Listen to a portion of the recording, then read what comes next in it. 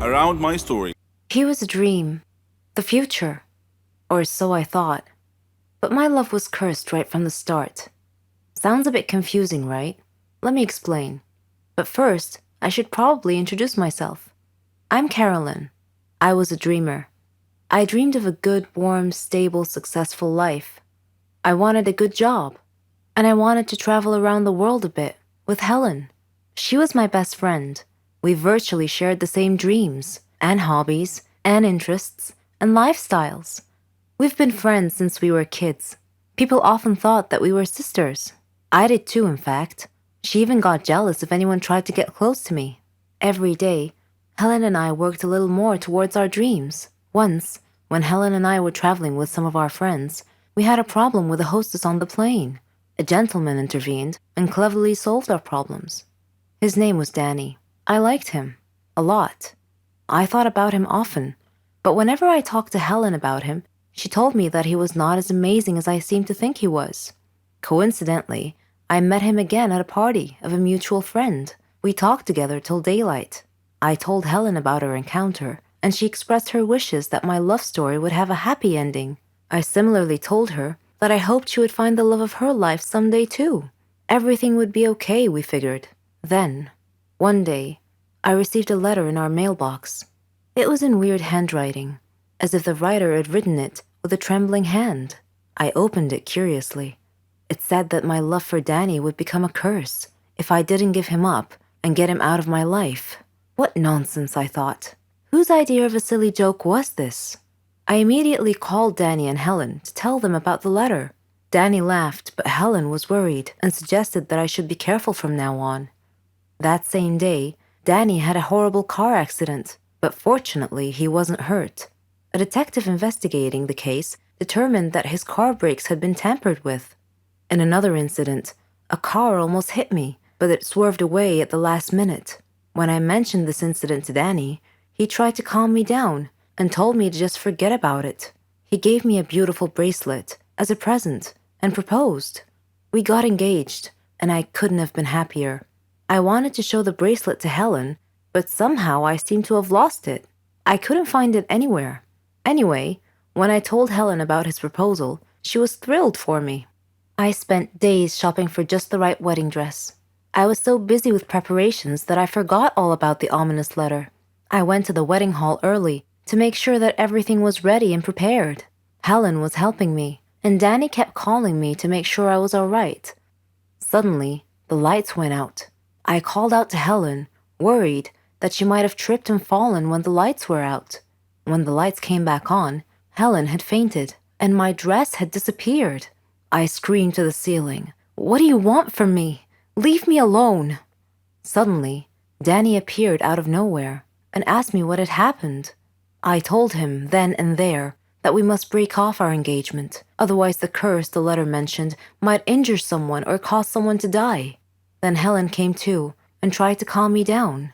She told me to go to the car and that she would get our stuff and follow me. I loved Danny and wanted to marry him, but now I was seriously worried that this curse threat might actually be real. Helen came back carrying a bag and a large suitcase and told Danny not to worry, that she would drive me home and then call him to tell him that we had arrived safely. I was still crying, and Helen was trying to calm me down. When we arrived home, I noticed something strange. Helen was carrying a bag that was partially open, and I glimpsed a piece of clothing stuffed into it. It looked exactly like my dress. I opened the bag and found that it was my dress. I confronted Helen and demanded to know how my missing dress ended up in her bag. I clearly caught her red-handed, and she was unable to answer coherently. I realized at that moment that the source of the so-called curse was Helen. "Helen," I said, "how dare you do this to me? I thought we were like sisters to each other." She replied icily, with a glare that I saw for the first time. She said that she fell in love with Danny just as I did, but he chose me instead of her, and that she hated me for it. She said she won him over and got him to love her instead. Then they both tried to scare me into calling off the wedding so that she and Danny could be together. There are no words to describe how I felt at the time. I replied in a similar tone. I told her that I don't ever want to see her again, or Danny, Neither of them mattered anymore. I never did see Helen or Danny after that day. I'm on a Caribbean island now, sipping on a cocktail. I read in the paper that Danny and Helen had announced their engagement. I'm thinking about what wedding present I should give them as a surprise. Let me be honest with you guys. I'm not a fan of first dates. I've only had a couple of good first dates, others are plain disasters. However, from time to time, I like to get on Tinder and swipe between pictures. Tinder dates always turn into funny stories, sometimes even spooky ones. My guy best friend Ryan and I decided to go on a few Tinder dates just for the fun of it. Before we went out, we would always agree on a safe word, and that word was hot dog. A text saying, "Hey, can you pick up some hot dogs on the way?" Or something along those lines basically meant, "Can you call me and pretend there's an emergency so I can get out of this situation without being rude?"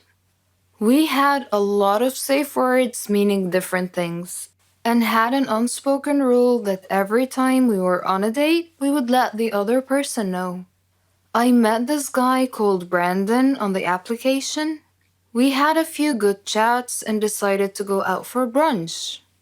I called Ryan and I let him know that I'll be having brunch with this Brandon guy. I'm not a supermodel, but I'm a bit too picky when it comes to first date outfits. I dived into my closet and decided to wear a bright pink off-shoulders blouse and a tiny little white skirt. And of course, my signature mermaid hue high heels. Brandon texted me saying he knows of a nice Italian restaurant. Despite the fact that we were going out for brunch, I somehow agreed to Italian. The guy comes to pick me up for our brunch date. He looks nice with lots of black on. He says he needs to make a stop along the way. I couldn't really seem to disagree. I mean, he clearly forgot to buy me flowers. So I say it's fine and he can make a stop along the way.